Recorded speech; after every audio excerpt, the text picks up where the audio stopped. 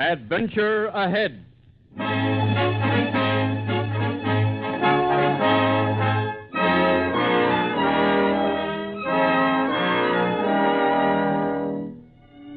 The National Broadcasting Company presents another in the series of famous stories for the young of all ages. Adventure Ahead. This week, The Biscuit Eater by James Street. A story of hunting dogs and the men and boys who raised them. The story of a scrawny little water-eyed pup that folks down south wouldn't have called a biscuit eater.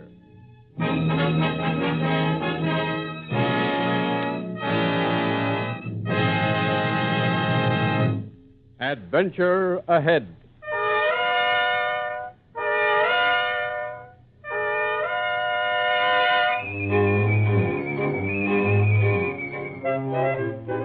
Seven new arrivals came to Harvey McNeil's place down in the piney wood country of Mississippi. And two young men were soon on hand to welcome the furry little strangers. Well, hello, boys. Morning, Papa. Howdy, Mr. McNeil. Up Kyla Ernie, ain't you, boys? We come to see Bonnie Blue's new puppy. Oh? That's right, Mr. McNeil. We can see him, can't we? I reckon so, if you're careful of them. Come on in the shed. All right. There they are, boys. Golly. All seven of them. Bonnie Blue. Look at them little old pups. Golly, they sure is little. Ain't hardly got their eyes open, Mr. McNeil. No? Could I hold one of them, Papa? Could I? Sure, Lonnie. Handle them easy. Bonnie's got her eye on you. You hurt one of them, and she'll jump you like a blue jay jumps a June bug. I'll be careful. Hiya, puppy dog. How you doing, little old puppy dog? That they's going to make first-rate bird dogs. Yes, sirree, bobtail. They ought to make good hunting dogs. Bonnie Blue was a grand champion in a day.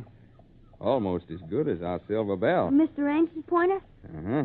That Mr. Ames show owns a lot of superfine bird dogs. Well, he's a sportsman, Tex. He likes dogs, particularly champions.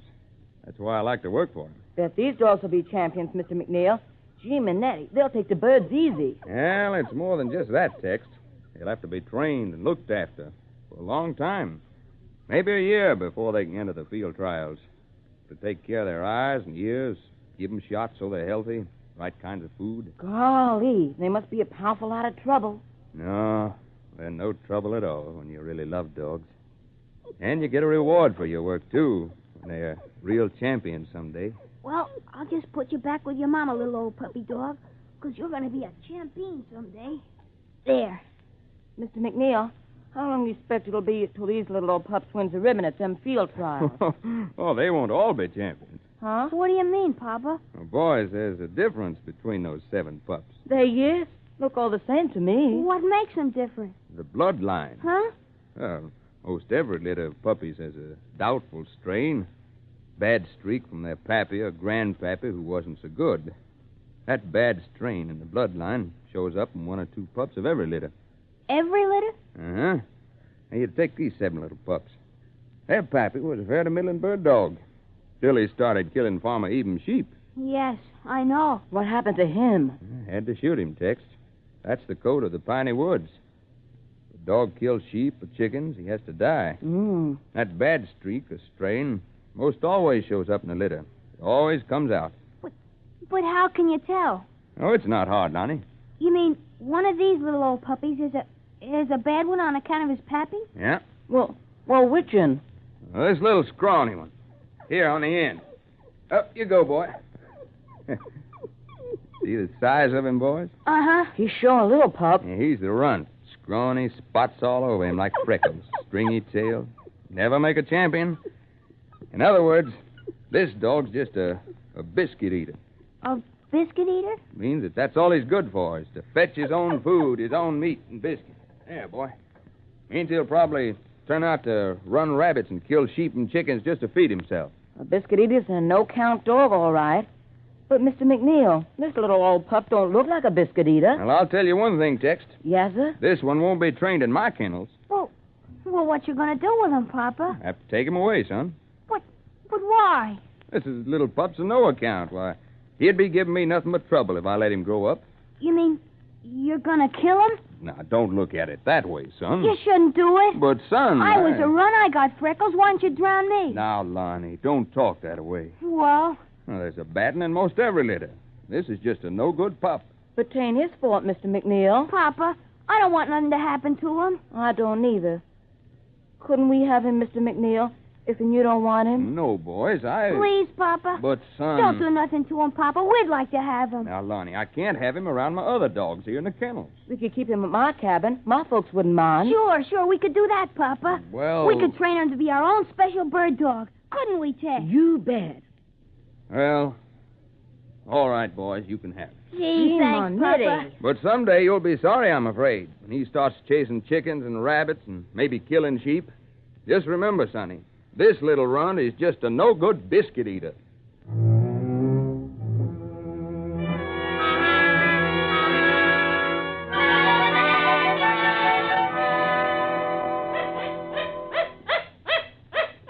We got us a dog, Lon, a real show-enough dog. Uh-huh. And it's all our own, too. Ain't he a beaut? Sure is. Come here, little old puppy. Come here, boy. Look at them big old eyes, and them big old feet, and that big old short tail. Uh-huh. Bet he can point birds from here to yonder. Bet if he tries, he can point partridge all night breath. He's a fine dog, all right. I hope your Aunt Charity don't mind us keeping him here at your cabin. No, she don't mind. You call him, Tex. See if he comes to you. Here, pup. Here, pup. Here, puppy dog. Looky here, Lon. He comes right over. Sure. I just know he's going to be a fine bird dog when he grows up. Well, I hope so. Say, What? we ain't got a name for our dog. Gee, no. Oh, we gotta have a name. What do we call him? How about Moreover? Moreover? Uh-huh. What kind of name is that? It's a Bible name. It is? Why, sure enough. It's in the Bible. Whereabouts? I don't know exactly, but I heard the preacher say so. He said, Moreover the dog followed Noah. He did? Moreover the dog. That's right. Well, if Moreover's good enough for the Bible, I reckon it's good enough for us. That's what we'll call him. Howdy, little pup. Your name's Moreover. Yes, the Moreover. What you think of that? See there, Lon. Uh-huh. He likes the Bible name, don't you, Moreover? When we going to start training him, Lon? Well, the sooner the better, I reckon. We're going to train him like your pappy trains his dog? Sure. Near as I can remember how my papa does it. Mr. McNeil sure makes champion bird dogs. Kind of wish he'd train our little pup. Huh? He wouldn't. You heard him say he's a biscuit eater.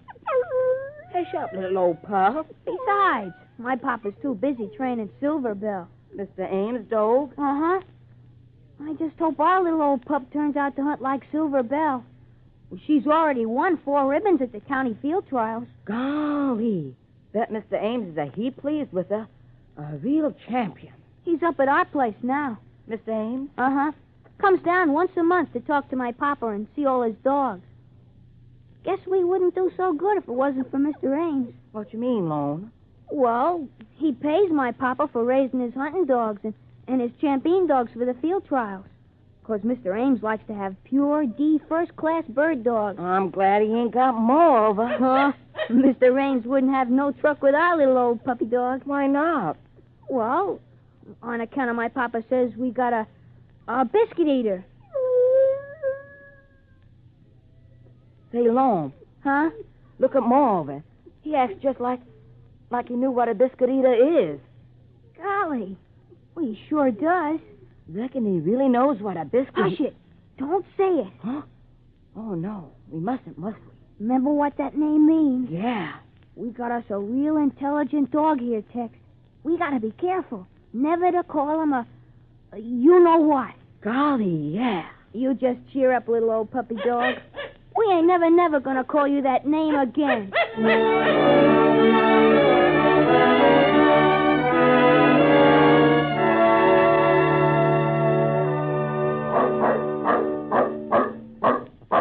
Here, girl. Come here, Silver Bell. Easy now. That's the girl. Here she is, Miss Ames. Hello there, Silver Bell. Nice girl. Oh, she's a fine dog, McNeil. Yes, sir. Looking better every time I see her. Aren't you, old girl? Huh? You bet. All right. Run along now, Silver Bell. Back to your camp. Oh, she's a fine dog. I think we've got every reason to be proud of her, McNeil. You've done a good job. Thank you, Mr. Ames. You're giving her plenty of training? The field every day? Every minute I can spare. Good. Of course, the county field trials are a long way off, but this year, I want to make certain that Silver Bell wins the ribbon, McNeil. And I think I know why. You've guessed it. One more blue ribbon here, and then the national trials at Grand Junction, Tennessee. That's a big meeting up there. Lots of fine bird dogs. But I think Silver Bell's appointed to give them a run for their money. You do, huh? Yep. Well, your word is good enough for me. You've done a fine job of raising my dogs, McNeil. And as long as they keep on winning all the meets and field trials, I won't ever complain. All right, sir. But, seriously, McNeil, Yes, sir? you've got a big job on your hands raising and training all these dogs. And you've been doing it all yourself as long as I've known you. You're not getting any younger, McNeil. What do you mean? Well, don't you think you ought to get some assistance? Hire some men to help you handle the dogs? Well, I have thought about it. But I love these dogs, Mr. Ames. I understand them. I'd kind of be afraid for just anybody to take care of them. Oh, of course. I know how you must feel about them. And besides, with the war and all, I don't know where I'd find anybody to help me. Well, what about your son, Lonnie, and that little text fella? Couldn't they do a man's work? Those boys? No, I'm afraid not. Maybe someday, but not soon. They got an awful lot to learn.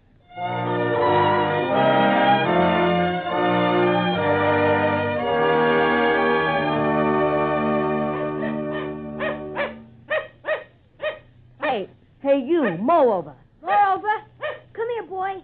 How you expect to be a high-rating dog making all that noise? Moreover, come here. You just gotta be quiet when you're hunting birds. Them quails are gonna fly away if you make a lot of noise. They sure is. Now, let's try it again, moreover. Go get him, dog. Go get him. Tex, look at him go through the grass. He moves fast, and he ain't making a sound. No. He's a natural-born bird dog, Lon. Natural bone. Yes. And he ain't no biscuit eater.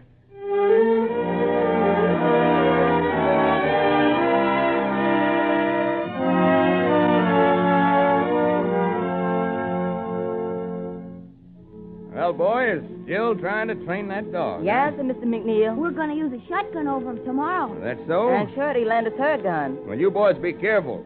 I don't care if you kill a dog, but don't hurt yourselves. Easy now, moreover. Easy. You got it, Lon. Hold that point. Fetch him, moreover. Fetch them birds. Lon, he sure is a good bird dog.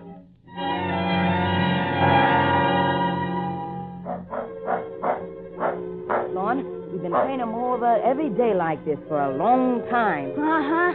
Just about 6 months, I guess. Golly, he sure has grown up. And he sure has turned out a plumb superfine high-rating dog.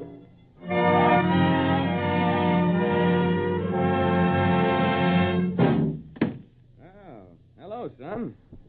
Not working your dog today? He's out with Tex. Oh. I wanted to ask you, Papa, about the papers on Moreover. Papers? What about them? Well, that is, me and Tex, we want to register him. Register? Yes, sir. We'd like to have his papers if you got them. Oh, I reckon they're around here someplace. But, well, I don't see what good they'll do you. Only time you might need them was if you was going to enter a field trial. Or were you thinking of running that dog in a trial at the county seat next month, huh?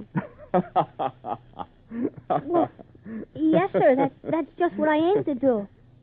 What? I want to run Moreover in the county trials next month. But you ain't serious, son. Yes, I am. But Lonnie... Stands a good chance to win as any other dog up there. All right. But it costs money to enter a dog up at the county seat. Where'd you figure to get the entry fee? Well, I hadn't thought about that. Son, you haven't got a chance at the trials. Why, that dog of yours is just a biscuit eater. He ain't either. Why, he don't even like to be called a biscuit eater. Me and Tex ought to know. He ain't a biscuit eater. That still remains to be seen, Lonnie. Well, anyway, me and Tex want to run him in the county trials. We want to give him a chance. You mean it, don't you? Okay, son. I'll tell you what I'll do. Yes, sir? I'll give you and Tex a job. Painting all my kennel houses. You can earn your entry fee. Jim and Nettie. Is it a go? Yes, sirree, Bob. I'll stick your dog to the entry fee if you want to throw your money away. But don't say I didn't warn you of one thing. What do you mean, Papa? Silver Bell's entered in that field trial.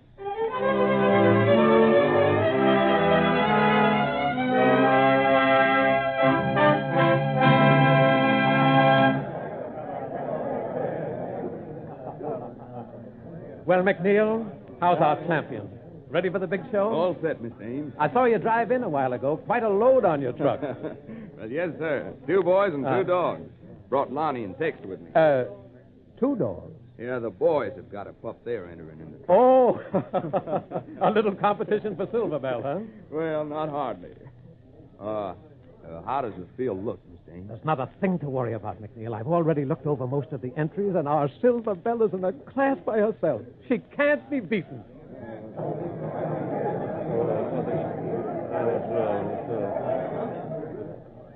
How is he, Tex? How's our little old dog? Just wait, Lon. I've been brushing him down. Gee, moreover looks mighty fine. What'd you find out from the judges? Oh, it looks easy, Tex. You do? When our turn comes, we get 2 chances to point a covey of quail out in the field yonder. Uh-huh. And the judges watch the dog and me, and when moreover's made a point, they give us a regular mark for how good he is. Golly. Hope we get enough marks to win. Only one thing worries me, Tex. What? Well, the judges paired up all the entries so 2 dogs run the field at the same time. And our dog's going to work the field with Silver Bell. Silver Bell? Uh-huh. We're the last 2 dogs on the meet. Well, what's wrong with that? Well, don't you see, Tex? Silver Bell is Mr. Ames's dog that my papa's raised and trained. And if moreover was to beat out Silver Bell, well, Mr. Ames is liable to get riled up and my papa might lose his job. Golly. I never thought of that. I want moreover to win, but I wouldn't want that to happen. Your pappy talk about it to you? No. Reckon he don't think we got a chance to win. I sure wish we could win. So do I, Tex. Hey, here they come. Both of them. Huh? Must have come from the judge's booth. Well, well, well. Hello, boys. Hi to Mr. Ames, Well. Mr. McNeil. You busy, son? Yes, sir. Well, well, hiya, boy. So this is the other entry from the McNeil kennels, huh? Yes, Mr. Ames. Name's Moreover. He's a natural-born bird dog. Was that so? I understand your dog is running against my Silver Bell in the last contest of the meet. Yes, sir. I hope your dog don't show up Silver Bell too bad in the finals, eh, Mr. Ames? Hey, we'd better get back to our kennel, McNeil. The field trials are about to start. Yes, sir. Goodbye, boys. And good luck. Thank you, sir. We'll meet at the truck, boys, when it's all over. Yes, sir, Mr. McNeil. Papa. Wait a minute, McNeil. Huh? That dog back there. What about it? Did you take a good look at that dog? Well, Well, he's mighty well built. His legs, the muscles, and the way he holds his tail. he may look like a champion, Mr. Ames. That dog's no good. You don't think he's a threat, huh? That dog? Not a chance. Silver Bell couldn't lose against a hound like that. Yeah. Dog that ain't been brought up right or trained proper. You take my word for it, Mr. Ames. That Morrow was just a biscuit eater.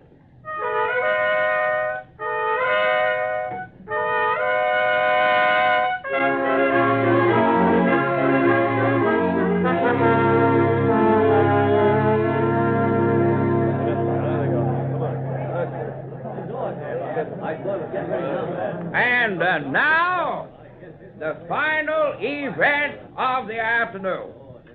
As before, the 2 competing dogs will be judged on performance.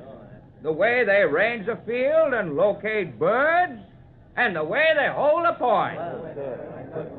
I might mention that the marks of the dogs competing so far have fallen way below the record set last year by Silver Bell.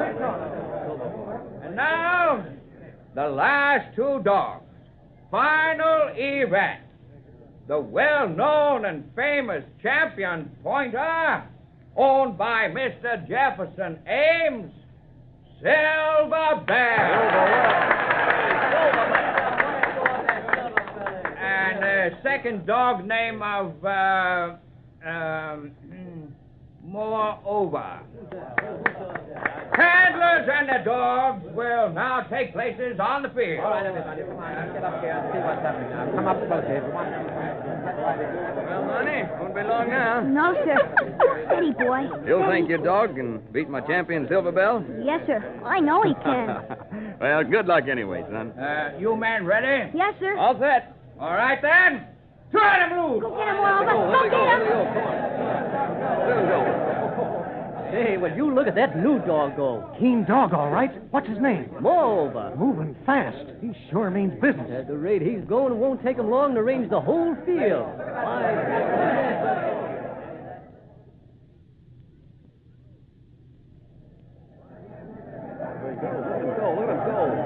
That moreover's a real dog, Mr. Ames.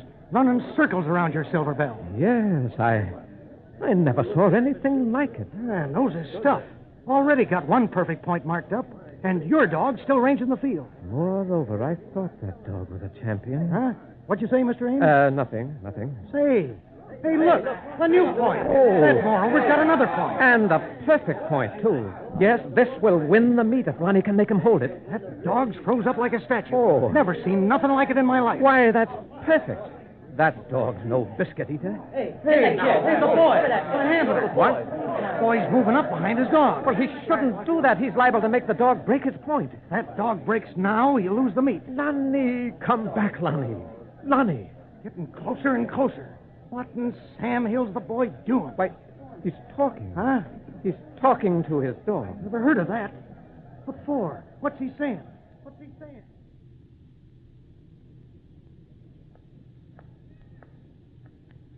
Steady now, boy. Steady. Moreover, I wish you could win this meet. And right now, if you just hold still another minute, I reckon you could be champion. A real champion. I can't let you win, moreover. Much as it hurts me way down inside.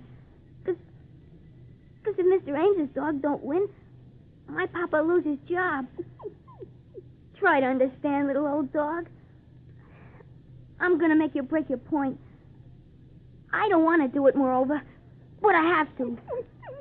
Break that point, moreover. You hear me? Break your point. Let the birds go, moreover.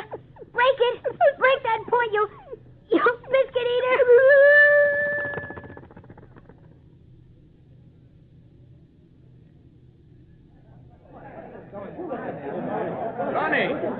Lonnie, what happened? He broke his point, that's all, Papa. But why, son? Moreover would have won the meet, Lonnie. Why did he break his point? I reckon he just ain't good enough to be a champion.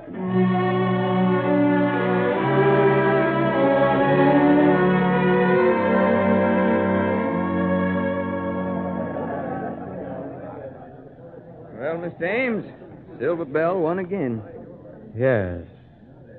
But there's something about all this that I don't understand. Well, the main thing's that we won, ain't it? No, McNeil, that's not the main thing. Huh?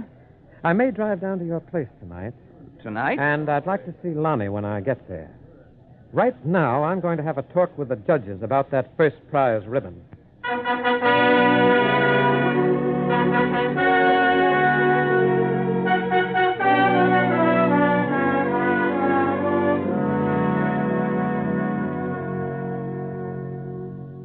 Lonnie? Yes, Papa? What's the matter, son? Nothing. You haven't said a word for 2 hours. Ever since we got home. No, sir. I wish you'd talk to me, son. Tell me what's wrong. Maybe I could. Oh. Somebody at the door. I'll open it. Might be Mr. Ames. He said he was driving down tonight. Oh, hello, Tex. Hi, little home. And my little old dog. Oh, and I couldn't keep Moreover down to my cabin. He just kept carrying and carrying on. He's happy now, ain't you, Moreover? Well, Tex, Howdy, Mr. McNeil. still loyal to that dog after the trick he pulled on you today, huh? I couldn't hold him. He just had to see Lone. Ah. He misses me, Papa. He don't want to stay down in the cabin. Yeah, nevertheless, he'll have to. I reckon that's Mr. Ames. I'll let him in. He's sure a fine dog, Lone. Moreover, I won't ever hurt you again. Oh, hello, Mr. Ames. Come in. Hello, McNeil. Ah, Lonnie's still up. Good. Hello, Lonnie. Tex? Evening, Mr. Ames. Boys, have your dog with you, huh? Yes, sir. Well, that's good. Because I want to talk about this dog. Huh? What do you mean, Mr. Ames? What's the matter? Seems to be a lot the matter, McNeil. First of all, you were wrong about this dog. You don't know as much about dogs as I thought you did. Huh? But that's partly my fault, maybe. We were both too proud of Silver Bell and not proud enough of this dog. What are you getting at, Mr. Ames? Moreover, here, boy. Take a good look at this dog, McNeil. Well, You're looking at a champion. champion. A A champion? champion? I had a little talk with the judges, boys, after you left this afternoon. They gave me something that rightfully belongs to you and your dog. Here. The ribbon. Well, I'll be doggone. The first prize. That's right, boys. But Look at here, moreover. The first prize blue ribbon. what is all this, Mr. Ames? Well, moreover, happened to win the county trials today. But Silver Bell. I withdrew Silver Bell. Had her disqualified. You what? But why? Why? I'll tell you why, McNeil, because your son here is too much of a man to ever tell you himself. Lonnie? What happened? Lonnie threw the championship this afternoon so that Silver Bell could win. You see, somehow he had the mistaken idea that the field trial meant more to you and me than it should to a couple of sportsmen. Is this true, son? Yes, Papa. I don't say I didn't hate losing that meet today. I thought Silver Bell was the greatest bird dog of all time. But it took a young man, a lot braver than I, to prove that I was wrong. And I reckon I was wrong, too. From now on, Moreover's going to stay here where he belongs. Gee, Minetti. Hey, Papa, that'll be fine. And one thing more, McNeil, Yes, Mr. Ames? about the help situation. You think you might be needing some good, experienced dog handlers? Well, I reckon I could use a couple. Uh-huh. 2, maybe? Yeah, but good men ain't easy to find these days. No. But I happen to know of 2 men who just filled the bill. Who, Mr. Ames? Well, the 2 men that I had in mind are right here in this room. That's the funny thing, Mr. Ames. I was thinking of the same 2 fellas. You reckon they'd be interested? Golly, yes, sir. I'll say. How about it, moreover?